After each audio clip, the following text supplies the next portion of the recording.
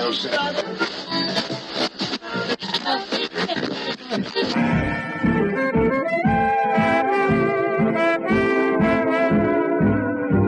is the Relic Radio Show, old-time radio entertainment still standing the test of time, from relicradio.com.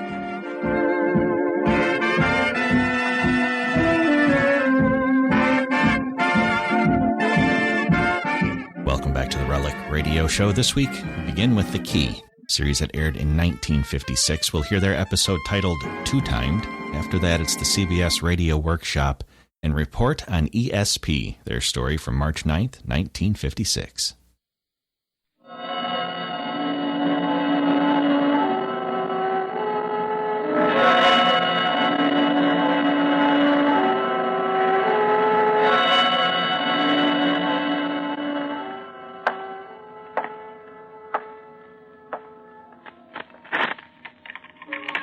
Every door has a key.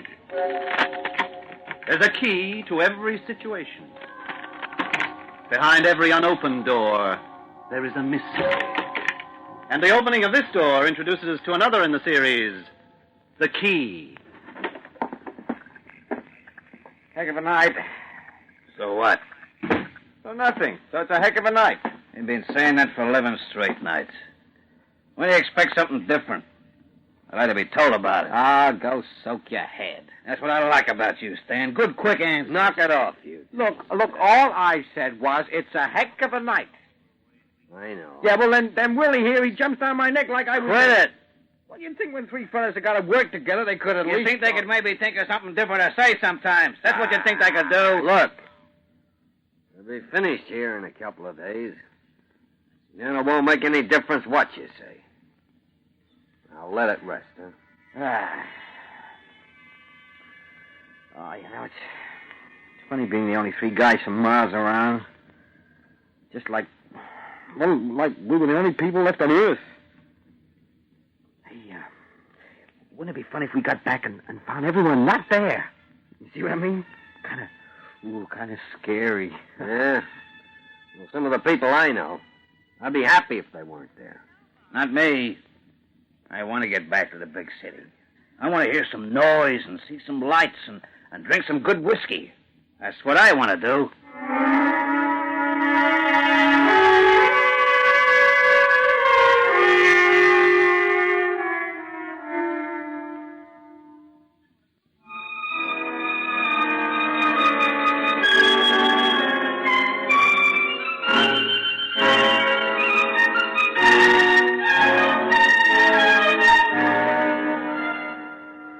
Say, I've been thinking, for three guys been working together now for 6 months, we don't know very much about each other. No. Maybe there's not much to know. Oh, everyone's got something interesting up their sleeve. Hey, Arnie, you married? Married? I got 7 grandchildren. Oh, you married. Well, only if I got 7 grandchildren. I almost always got them in the house. We figured when the kids grew up and married off, we'd have some quiet around the house. Uh-huh. Not likely. As soon as they were married and had some kids of their own, they come and visit.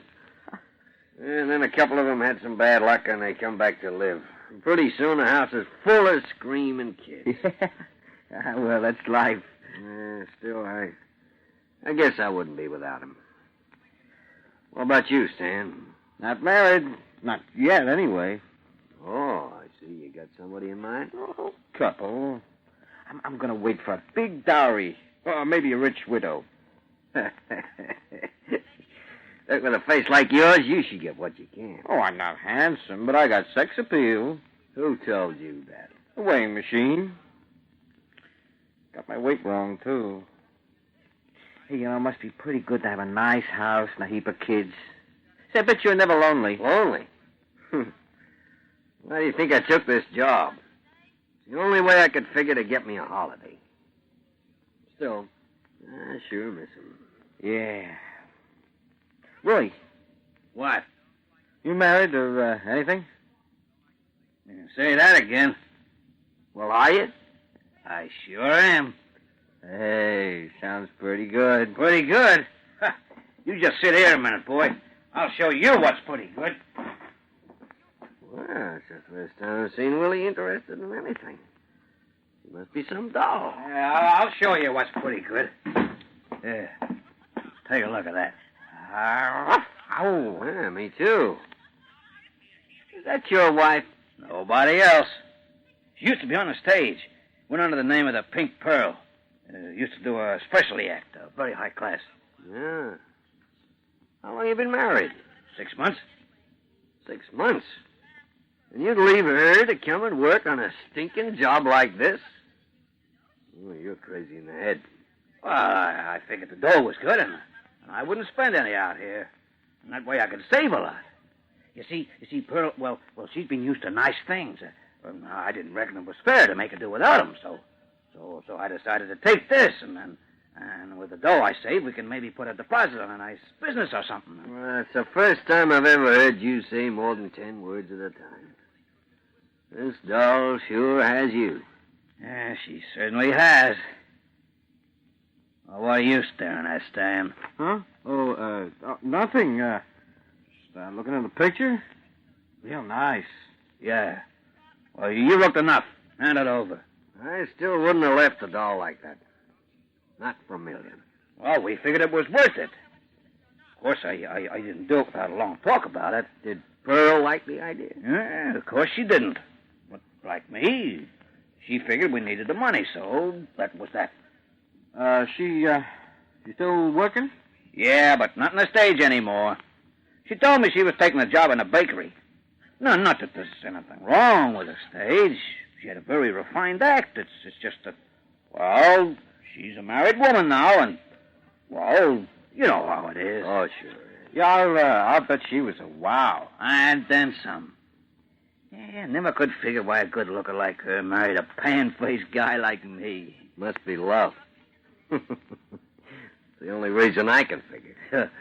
Yeah, I guess so. Say, bet you'll be glad to get back to her. That's not the word. When do you figure they'll pick us up, Arnie? Well, job's finished. Just about. Could take us off any time. You know, it's a funny thing to think this whole valley will be flooded soon. Wonder how long it'll take to fill. Well, when that coffer goes, you'll be a lake before you can spit. Yeah, I suppose all we got to do now is keep the people out of the area, huh? That's about it. Yeah, that won't be hard. Everyone for 100 miles around knows about the dam, so they're not likely to be silly enough to come near it. Hey, they're going to take us out in that helicopter? I suppose so. 2 of us, anyway. Someone has to drive the Jeep. I won't be sorry when we get the green light. Me. Well, you two can chew the fat all night if you want. I'm hitting the sack. I'll sure be glad to sleep on a decent bed again. Well, we all. See ya. Sure, yeah.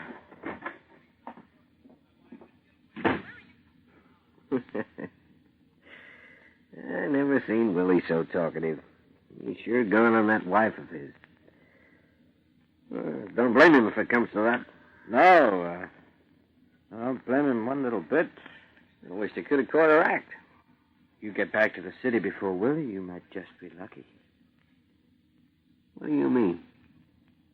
She's working in a dive on Wall Street. What? You got it. How do you know? You know when I went into town about 3 weeks ago? Yeah? Me and a pal went to this joint, see? We just caught her act. Well, she wasn't called the Pink Pearl, but it's the same chassis. I don't think this would make Willie very happy. You better not say anything to him. You nuts? You tear my head off. Oh, the poor guy. I feel sorry for him. Yeah? Well, you'd feel a darn sight more sorry if you knew the whole story. What whole story? Oh, I don't think I'd better say anything. You might just happen to mention it. Not me. I'm an oyster. I've been married too long to have a big mouth. Well, you see, the reason we went to this joint was because this pal of mine had a girlfriend working there. So? So, guess who the girlfriend is? No. Yeah. See, she didn't know I worked with Wooly. Hey, come to think of it, about then, I didn't know she was Willie's wife. Well, anyway, after the show, we kind of teamed up, made a four, and we hit all the spots. We really did the town. Yeah. Well, listen, just what sort of an act does she do? Oh, honey, don't ask silly questions. Oh. See, when I saw her picture, I didn't twig for a second. Then it hit me. Yeah, I thought you went quiet all of a sudden. Well, quiet, but wouldn't you be? I was scared he'd notice something. Yeah, he nearly did. Well, you were staring at that picture. Well, I had to make sure it was the same girl. Look, you're positive, aren't you? There's no mistake. I bet my life on it. Willie's wife and the dame at the club on Wall Street are one and the same girl. All I can say is I hope he never finds out. Yeah, I hope for her sake. Oh, he'd be a rough man if he really got mad. Yeah, poor guy. Some dames that just don't deserve to live. Here he is, working himself silly just to get some money for a little tramp. How would you like to have no head? What? Willie? Yeah, Willie. We thought you'd hit the sack, Willie. Well, you thought wrong, didn't you? Yeah, I guess I did. What were you saying about her? About who? Don't Willie? kid me. What were you saying about Pearl? Come on, give before I tear it out of you. No, it was nothing, Willie. Yeah, that's right, Willie. It was nothing. Honest. I said for you not to kid me. What were you saying? Hey, quit it, Willie. Quit it, Willie. Lay off. It wasn't any. Choke it out of you. I'll choke the life out of you. Let him go. Let him go, Willie. Things about Pearl. Stop it. I saw the way you was looking at the picture. Why, now you really done it. Now you're in trouble. Get away from me. Leave him alone, Willie. Leave him alone, I say. You shouldn't have hit me, Stan. I don't like it. But what do you expect me to do? Lie there and take it? You're no good. I'll teach you to say things about my wife. No, you get away, Willie. No good backing off. I don't like people telling lies about her. I don't like it. Nobody was telling lies. You like that, huh? Huh? I didn't like it, Willie. Yeah. And, Willie, you're not going to like this. Stan? Your wife's a two-timer, Willie. How do you like that? She's a dirty, no-good two-timer.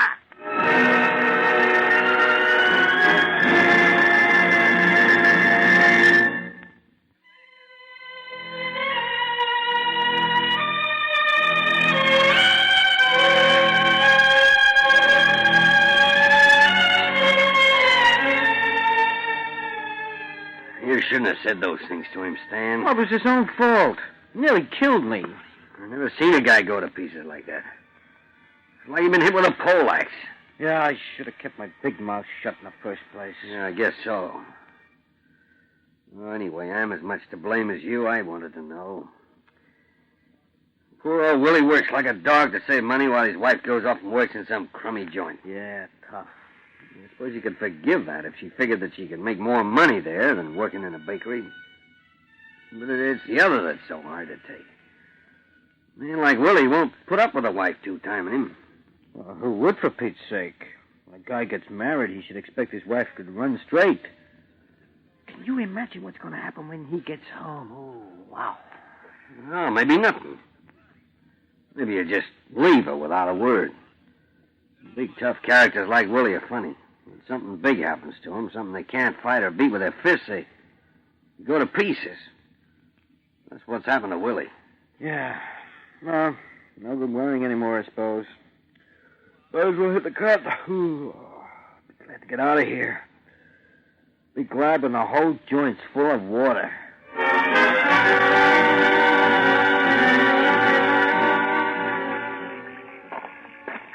You wouldn't do a thing like they said, would you, baby?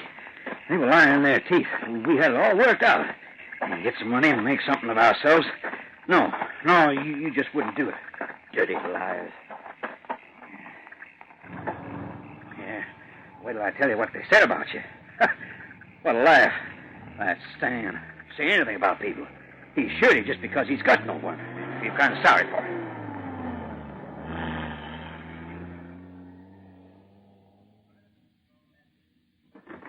Pearl? Pearl, honey, I'm home. It's Willie. Pearl. Honey? Pearl! Hey, Pearl! I must took a walk.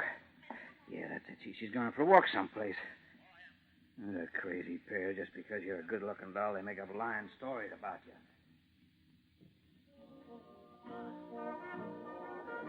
You're gonna hate me for coming to this joint, honey. But it's just that...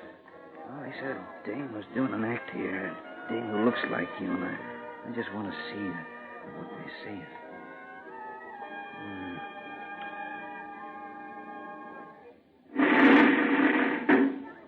Ladies and gentlemen, we have great pleasure in presenting to you the toast of Wall Street. The little girl with the best act this side of any place, the fabulous Molly. It ain't you, Pearl, is it? Say it ain't you.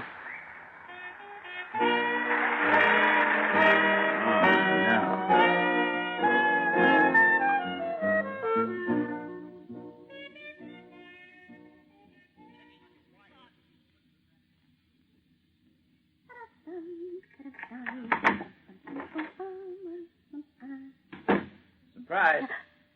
Who's that? Hi. Willie. What are you doing here? I live here, don't I? Oh, why, sure, honey. It's just that... Well, I thought you was out at the dam. I'm not. Oh, I can see that. You promised to call me when the job was finished. Why didn't you? Because the job ain't finished yet. What are you doing here?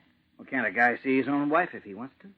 Oh, sure, hon, but you're not supposed to leave the job till the dam's ready to blow. Nobody knows I'm at the job. I just walked out while the other two was asleep. You happy to see me, Pearl? Why, sure I am, Willie. I drove 150 miles to see you, honey. Ain't you even going to give me a kiss? Sure. I'm your husband, you know, not your brother. Yes. Better? Some. You make yourself comfortable, Willie. I'll make us some coffee. I'm afraid there's not much in the icebox. Not eating in much? No, not much. I expect to eat in the bakery. Bakery? Yeah. Yeah, I eat there. They give me real nice meals. Do they treat you right? Oh, sure they do. Yeah, they're always nice to me. Treat me like one of the family. That's good. I wouldn't like it if you weren't being treated right. You're my wife, Pearl, and I want you to be happy. You don't like working one place. All you got to do is say you don't like it, and you can just change your job. Oh, no, I like it fine. You don't want to be frightened to tell me if you do decide to change. I understand. I know. What are you so concerned about the job for?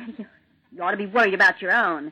We want to save some money, you know. You haven't forgotten about what we're going to do, have you? About the little business? No, I haven't forgotten. Have you? That's all I ever think about. That and you. What have you been doing nights? Nothing much. Nip, read, taking a movie, usual thing. Ever get a hankering to go back to the act? No, that's one thing I'll never do. What do you have to lie to me for, Pearl? Lie to you? I don't get it, Willie. I'm not lying. What's wrong with you? I listened to a guy call my wife a two-timer tonight.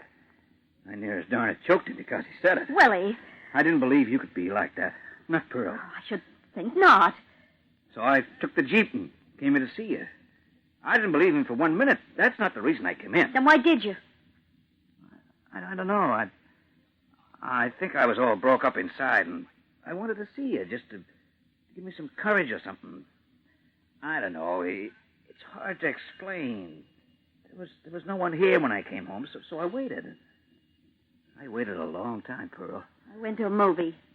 I sat here in the dark and waited, and then I figured I'd take a walk. I didn't mean to go down to Wharf Street either. I just happened to end up there. And? I didn't like the act I saw. Why did you do it, Pearl? I didn't think you'd ever spy on me, Willie. I wasn't spying, Pearl, honest. I didn't like to tell you, Willie. I thought you might worry. We're husband and wife. We shouldn't have to lie to each other. Money at the bakery wasn't good enough. I wanted to save as much as I could, so that's why I took the job.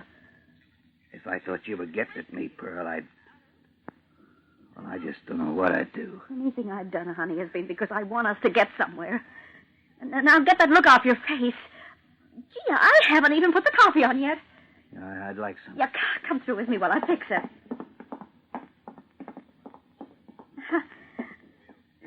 Gee, it's nice to have you home. When do you have to get back? As soon as I have some coffee. It's a long haul, and I want to get in before dawn. I don't want to get into trouble. Arnie, he's the foreman. He's a bit particular about the job. You see, we got to make sure everything's clear. No people around. It's a pretty responsible job, you know. It sounds like it. I guess I shouldn't have come to town like I did. I guess not. You're not mad at me, are you? No. You mad at me? Not anymore. I can see now why you did it without telling me. Good.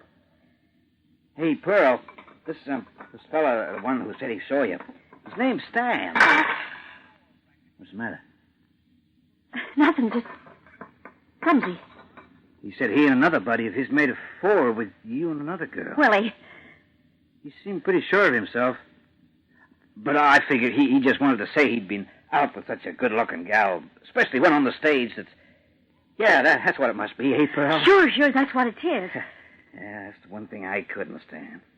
I don't mind the other, but two-timing me I couldn't stand. I'd have to do something about it. Look, Willie, who are you going to believe, this smart aleck or me? I'm sorry. Just thinking about it makes me go all funny. Then don't think about it. Just forget it. Not true, so why should you worry? I love you, Pearl. All right, Willie, so you love me. That's no reason to get crazy ideas. No, I don't suppose. Say, I ought to be beat up for even just thinking. Oh, just forget it. Why don't you go on inside? Sit down and relax. Go on. You're all tensed up like a spring. I'll bring the coffee into you. All we've got to eat are some cream crackers. Oh, I'll just take the coffee. Those creamy things don't. Someone at the door. You want I should get it? No. It's just some crazy character down the hall. He's always losing the key to his apartment. Oh, hadn't we better help him out? No, I'm sick of letting him use our window. Yeah, but the poor guy might... Let it go. What's the matter? You can't leave him standing. Or maybe you don't want to answer the door. Is that it? I'm going to open it, Pearl. Please, Willie, don't. Please. Okay. Open it yourself. Go on, open it. Well, don't you hear me? I said open the door. I don't want to, Willie. Don't make me. Don't. You remember his name, Pearl? Was Stan. He's the other fella. Do you want I should open the door and say, have you seen your old buddy Stan lately? Do you want me to do that? All right, go ahead. Open it up. Go on, you big ox. What are you waiting for? You want me to draw you a picture? Yeah, I'll open the door. And I'll give you to your friend. I'm sorry for you, Pearl. Real sorry for you. Please, Willie, please. I didn't mean it. Willie!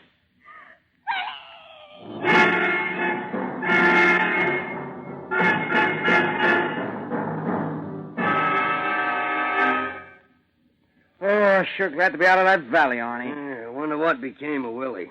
Crazy fool must have beat it during the night. Lucky for him, the job's finished. It'll be real trouble. Hey, what's the time? 8:27. He'll blow at 8:30. Yeah. Hope he didn't give his wife a bad time. Well, she deserves it. Poor old Willie. Guess we shouldn't have told him. Come on, let's get down to the pay office. I got a lot of spending to catch up on.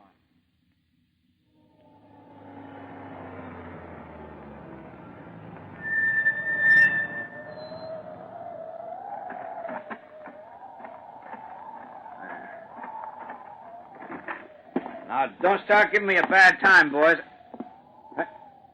Arnie! Stan, where are you? Arnie! Arnie! Arnie!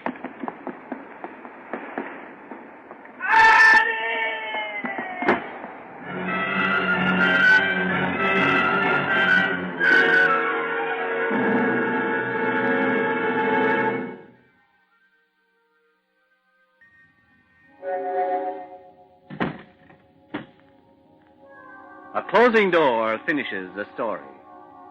Next week, another key will open another door to another story. mystery, romance, or adventure all start when a door is unlocked by the key.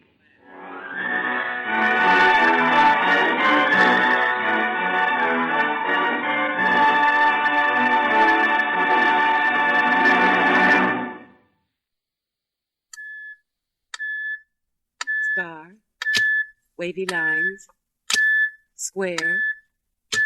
7, 7, 3.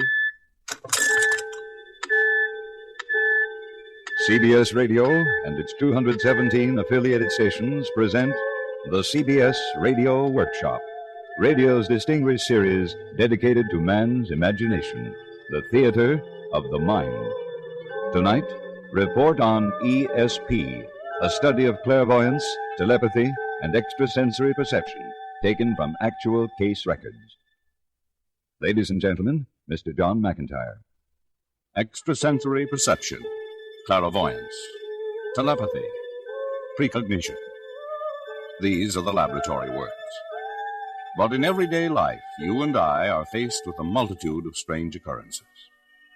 Item: a man is about to board a certain airliner. Suddenly, on a hunch, he turns back to the ticket window and changes to another flight. An hour later, the plane he would have been on crashes into a mountainside. Item: a mother suddenly and unaccountably breaks into tears at the moment her son is killed 1,000 miles away. Reason: unknown, unexplained. Cross, square. Today, modern scientists are delving deeper and deeper into these mysteries. Star. In the science laboratory of a great Circle. university, a girl sits at a table Cross. and draws cards from an automatic shuffling Cross. machine. On the face of each card is one of 5 Star. possible designs. A Cross. star, a circle, a cross, Square. a square, 3 wavy lines. Without looking at the cards, the girl tries to identify Star. the designs by mental impressions, Circle. by clairvoyance. 9. At another table, a man watches dice tumble about in a revolving cage. The man calls out a number. 6. The dice are cast. The number is 6. At still another table, an experimenter stares at a photograph of a tree and tries to project a mental image of this tree to an artist at a drawing board in the next room.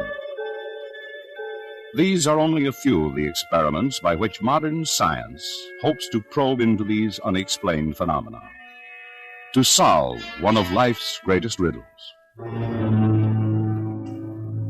Mr. McIntyre, may I interrupt for just a moment? Certainly.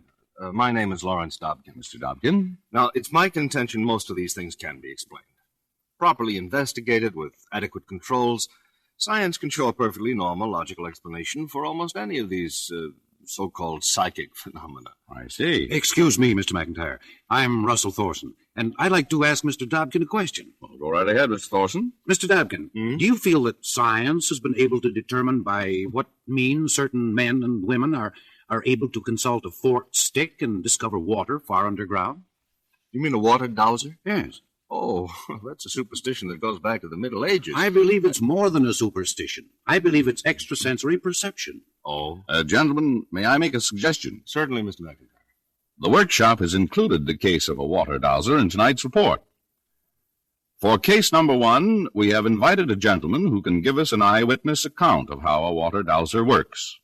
Mr. Robert Ballin.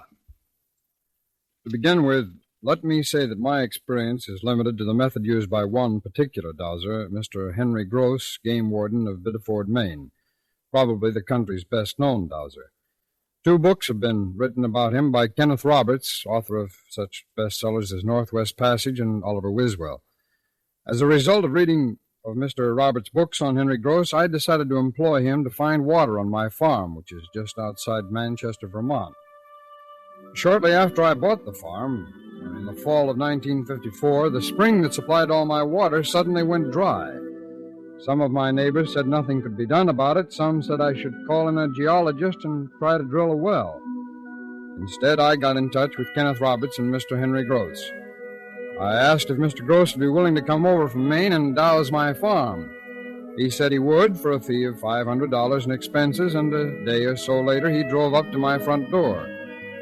He was a man of about 60, a little less than medium height, quiet, soft-spoken country gentleman. I invited him into the house for a cup of coffee, and Mr. Gross explained the conditions that I must agree to. Now, Mr. Ballin, if I tell you where to dig your well, you must dig right there at that spot, and not maybe off a few feet north or south. Yes, I understand that, Mr. Gross. And don't bring in one of those big bulldozers for the digging. Oh? Oh, machine's too heavy. Would mash the earth down so tight it'd crush the veins, send the water off in a new direction. Yes, I could see that it might. All right, we can get started.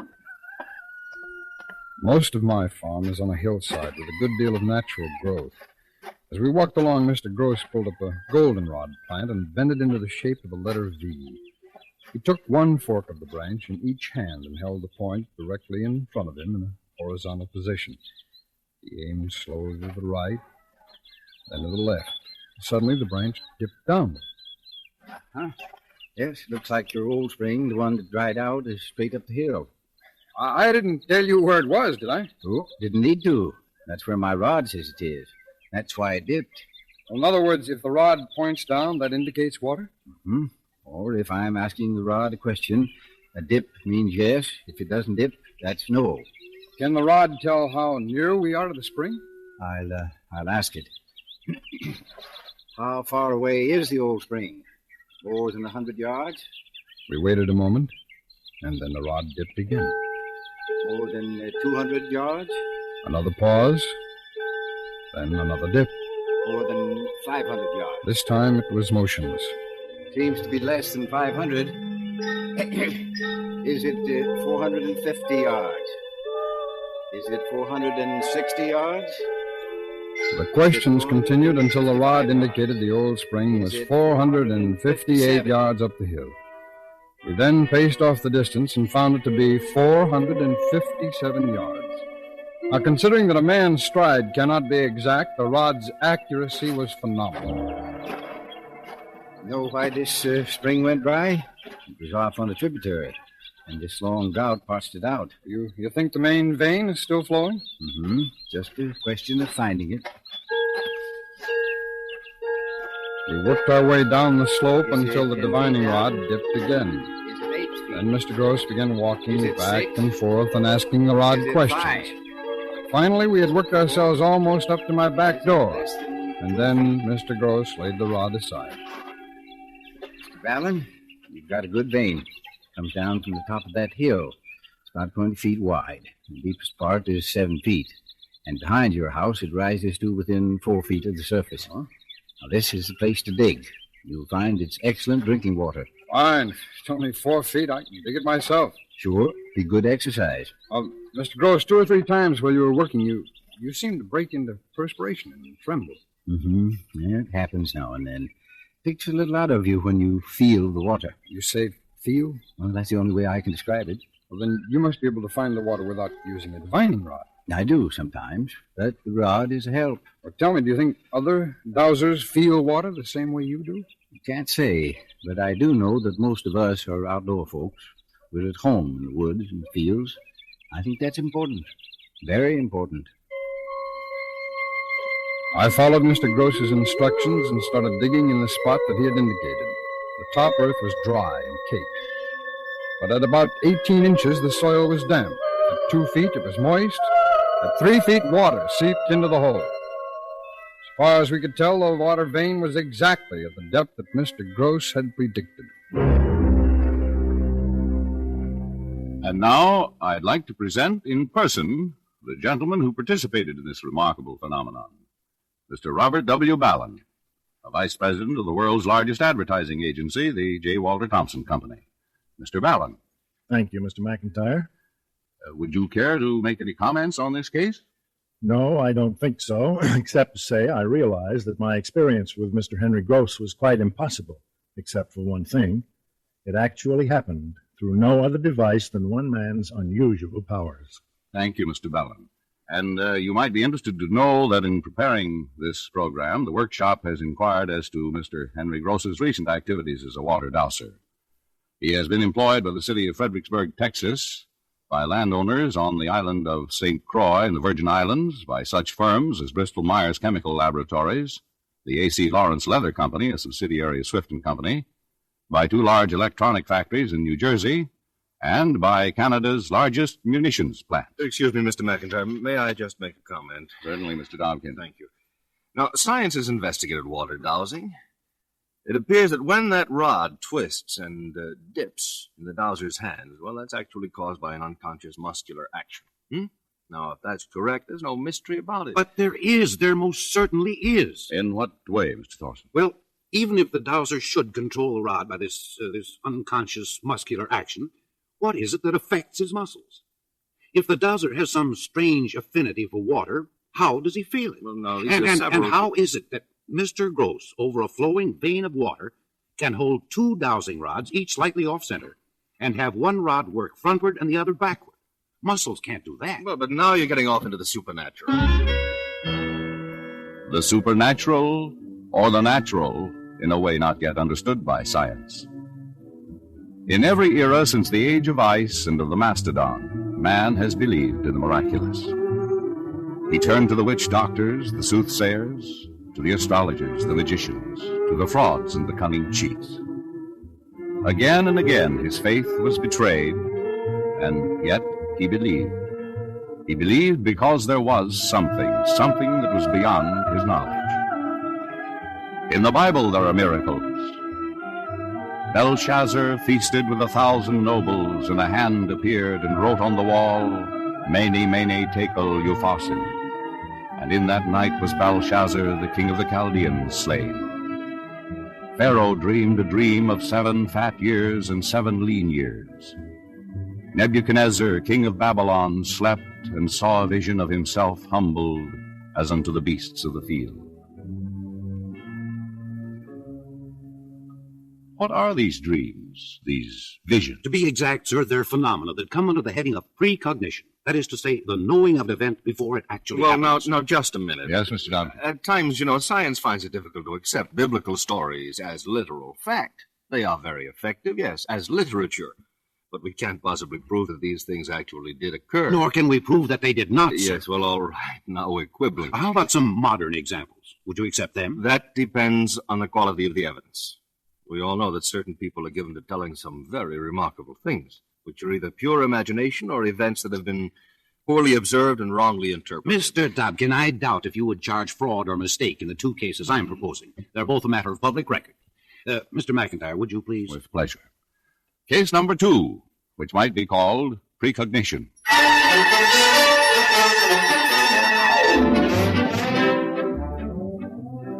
The year was 1858. The Mississippi riverboat, Pennsylvania, was laying over at St. Louis. Among the crew were Henry Clemens and his older brother Sam, Samuel Clemens, who would one day write his way to fame under the pen name of Mark Twain. While the steamboat loaded cargo, Sam went ashore to stay overnight at the home of his sister, Pamela. Early the following morning, Pamela was awakened by a noise downstairs and a voice. Henry! Henry! Pamela reached for her robe and hurried downstairs. She entered the sitting room to find her brother Samuel staring wildly about. Sam, what are you doing up at this hour? It seemed so real. What? I was so sure of it, I jumped out of bed and came down to look at him. Sam. When he wasn't here, I thought they'd moved him. Who, Sam? Moved who? Henry. He was dead. Oh, Sam, you were just having another one of your nightmares. It was as real as you are, Pamela. I saw Henry stretched out here in this sitting room. He was in a metal coffin. There was a bouquet on his chest. White flowers. All white. Except for one red rose in the center.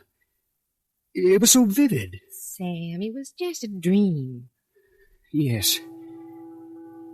A few weeks later, on June 13th, 60 miles below Memphis, the boilers of the steamboat Pennsylvania exploded. Among the 160 dead was Henry Clemens. In a Memphis warehouse, the victims were laid out in a long line of wooden coffins. There was but one metal coffin. Samuel Clemens stood beside it and gazed down at his brother's body. On the chest was a bouquet of white flowers, all white, except for one red rose in the center.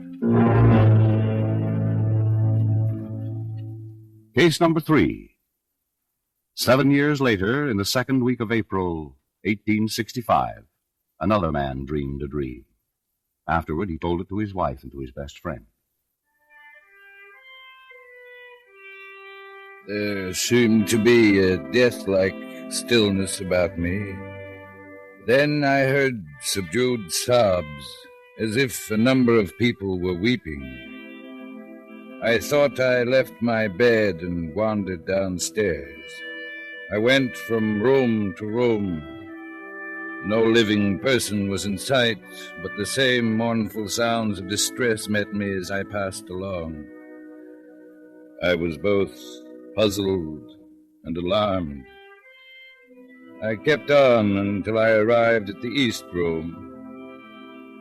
There before me was a catafalque on which rested a corpse wrapped in funeral vestments. Around it a throng of people, some gazing mournfully upon the corpse, others weeping pitifully.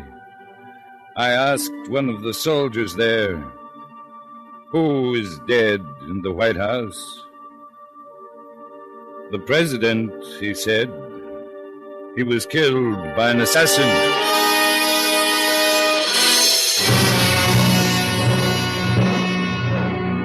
That same week, in April, the man who dreamed that dream, Abraham Lincoln, attended a play at Ford's Theater. Later, his body lay in state in the East Room. Yes. Well, gentlemen? Well, first I'd like to ask Mr. Dobkin if he questions the validity of those two dreams. No, Mr. Thorson. I accept them as correct statements of actual events. Thank you. But now, tell me, have you never had a dream of dying or falling downstairs or being in an auto accident? Oh, I imagine I have, yes. I know I have. Well, let's suppose that everybody in the United States has had at least one dream of accident or of disaster.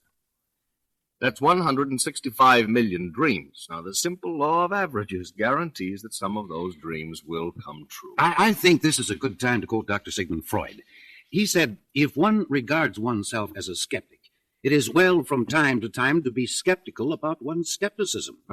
And on clairvoyant dreams, he said, just a minute. Mr. McIntyre, would you oblige me again? Certainly.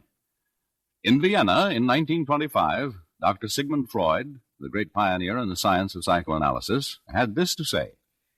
If there are such things as telepathic messages, the possibility cannot be dismissed of their reaching someone during sleep.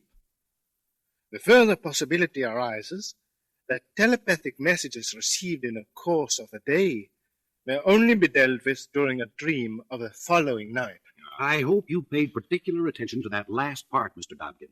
There is a possibility that telepathic messages might come to a person only in a dream. Yes, I got that point. All right. Doesn't that suggest something to you? At the very time of President Lincoln's dream, John Wilkes Booth was planning his assassination. Using Freud's theory, Lincoln might have picked up Booth's murderous thoughts by telepathy. Therefore, the dream. Well, it's a startling idea, certainly, but again, there's no possible proof. The world is filled with things difficult to prove. Their mere existences are proof. Well, we scientists have spent centuries studying the animal world. And what do we come up with? Mystery. Item, the homing pigeon. A homing pigeon can find its way back to its home loft over distances up to 100 miles. In some cases, the distance has approached 1,000 miles. Means by which the bird determines latitude, longitude, curvature of the earth, unknown. Item, household pets. Dogs and cats have been separated from their owner and have returned on foot over distances of many hundreds of miles. Bobby, a collie, traveled almost 2,000 miles between the states of Indiana and Oregon. Means of determining direction, unknown. Item, the European eel. The European eel swims from inland rivers into the Atlantic, makes its way 2,000 miles to a deep off the West Indies. There it spawns and dies. The baby eels born off the West Indies return across the Atlantic and ascend the same rivers from which their parents had come years before.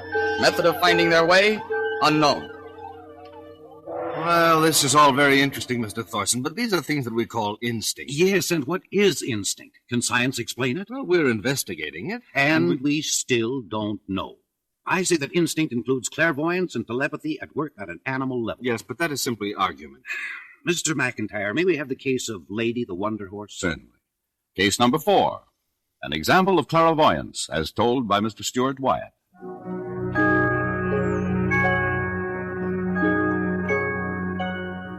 Well, it was back in the fall of 1950, late October. My wife Nancy and our 12-year-old boy Billy and I went up to spend a weekend at our mountain cabin.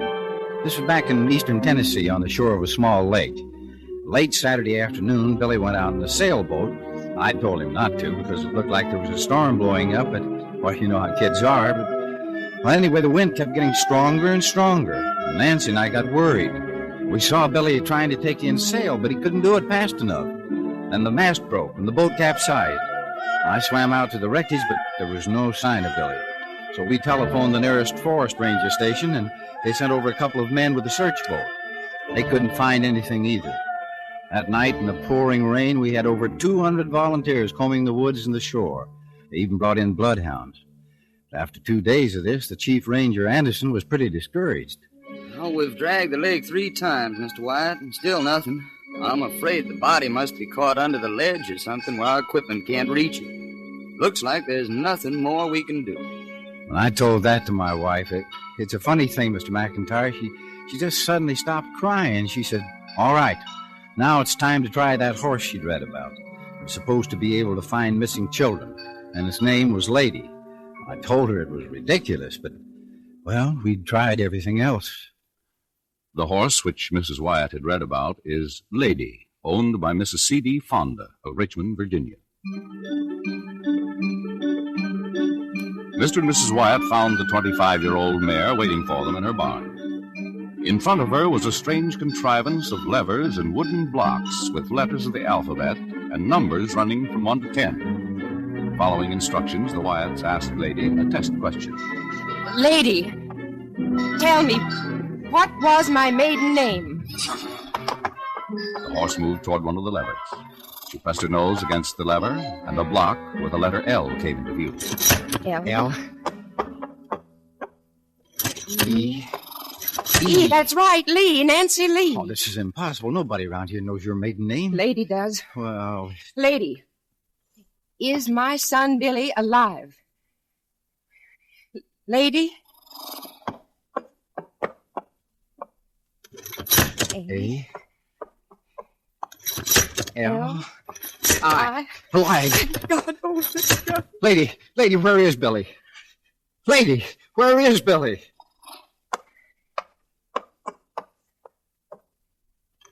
C. A. B. E. Cave. He's in a cave. Mr. and Mrs. Wyatt telephoned from Richmond to Chief Ranger Anderson back in Tennessee. They told him to search for a cave. The following is from the official report of Ranger Anderson. The white boy was found in a small cave approximately 1 1/4 miles northeast of the lake. He was unconscious. Dr. Warner gave him a blood transfusion, and he was removed to the hospital. When I was able to question him, the white boy stated these circumstances. After the sailboat capsized and sank, he swam to the nearest shore. While attempting to return home through the woods, he stumbled into an animal trap. The trap broke his left leg, and he began to lose blood. In a state of fright and confusion, he then began to crawl in a direction away from the lake. He discovered the cave and decided to stay there until the rainstorm was over. Sometime during the night, he lost consciousness. He remembered nothing more until reviving in the hospital. He was discharged therefrom on October 28th, fully recovered. Cases similar to that of the Wyatt boy, in which the horse Lady has guided searchers to the recovery of the bodies of missing children, may be read in Newsweek magazine, the issues of October 25th, 1948, December 22nd, 1952, and February 16th, 1953. In Time magazine, issue of December 15th, 1952, in Life magazine, issue of December 22nd, 1952, and in Popular Mechanics magazine, issue of March, 1952. Yes, the dramatization you just heard was a composite of several such actual cases. Item: Emanuel Swedenborg, Emanuel Swedenborg, scientist and philosopher, in September 1759, saw in a waking dream a disastrous fire which was burning at that very moment in the city of Stockholm, 50 miles away. He specified the houses which were then in flames and gave the correct hour at which the fire was extinguished. Item: Leo Tolstoy. In 1910, Count Leo Tolstoy, famous author, sent a message to the Tsar of Russia, the German Kaiser, and the King of England, in which he described his dream of World War I 4 years before it occurred. He stated when the war would begin, where it would be, outlined its horrors, foresaw the League of Nations.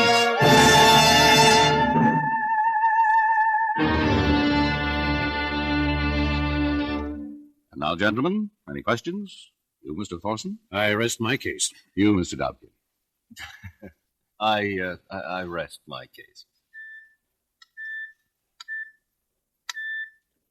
Wavy lines, star, circle. A girl sits at a table and draws cards from an automatic shuffling machine. Circle. By the mathematical laws of Square. chance, she should correctly identify, Wavy without looking at the cards, 5 out of every 25 drawn. Cross. This girl has Square. scored as high as 9 and 15 Star. cards consecutively correct.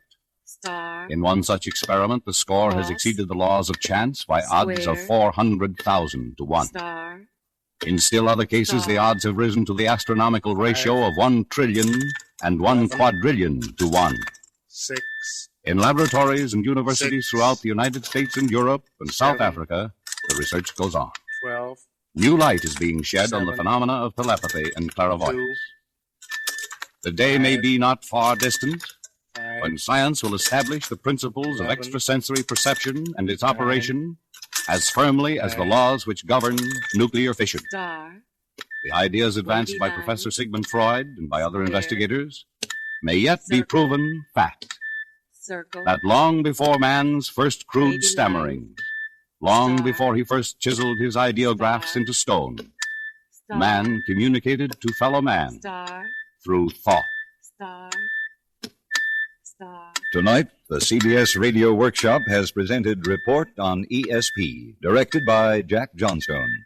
Research and script by Leonard St. Clair. John McIntyre was the narrator.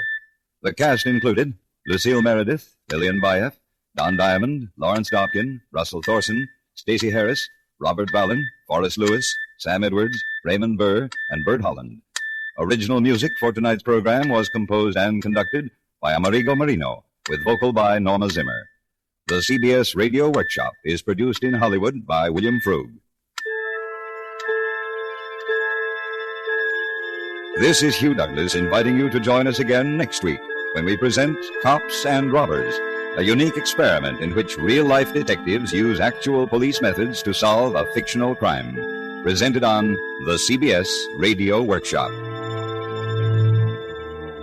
On the New York Philharmonic Symphony broadcast, presented by most of these same stations this Sunday, you'll hear the second of 2 all-Mozart programs. Bruno Walter will conduct the Mozart Symphony No. 25 in G major, and then we'll present the rarely performed Mozart Requiem. That's this Sunday on CBS Radio. Star.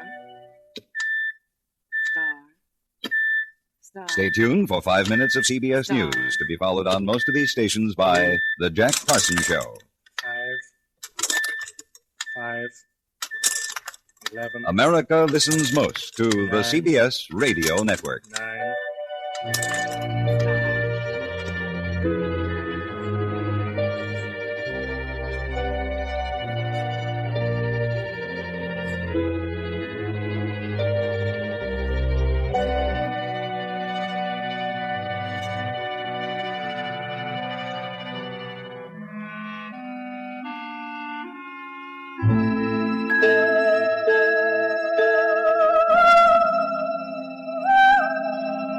Oh